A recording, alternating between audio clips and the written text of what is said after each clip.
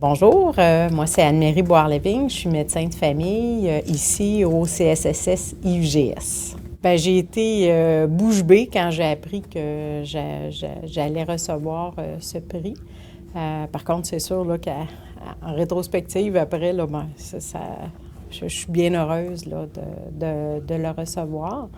En même temps, pour moi aussi, ça témoigne du souci qu'il y a dans l'institution en regard du développement de l'éthique. Et pour moi, cet aspect-là est important.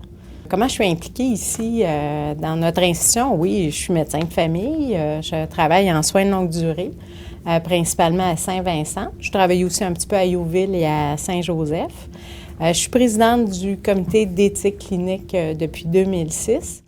En dehors de l'institution, mais ça touche aussi l'institution, je suis professeure à la faculté de médecine et je suis responsable du développement du programme en éthique au niveau du programme doctoral. Je vais le dire dans mes mots, des mots pas très compliqués. Pour moi, l'éthique, c'est un chemin, c'est une réflexion où on cherche à trouver le meilleur agir en fonction de toutes les personnes qui sont concernées par une situation.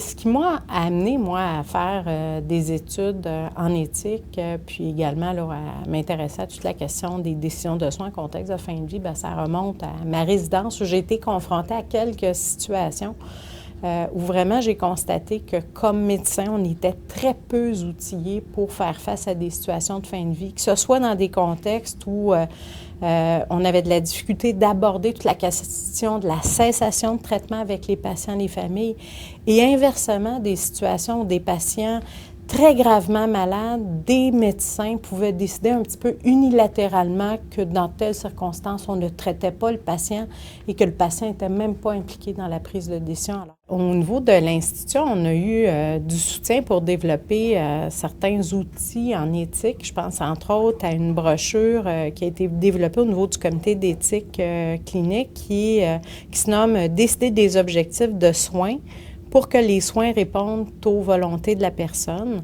Alors, c'est une brochure qu'on est en train de terminer la publication, sur laquelle on travaille depuis quelques années. Et on a eu tout le soutien là, de l'institution dans la production de cette brochure-là.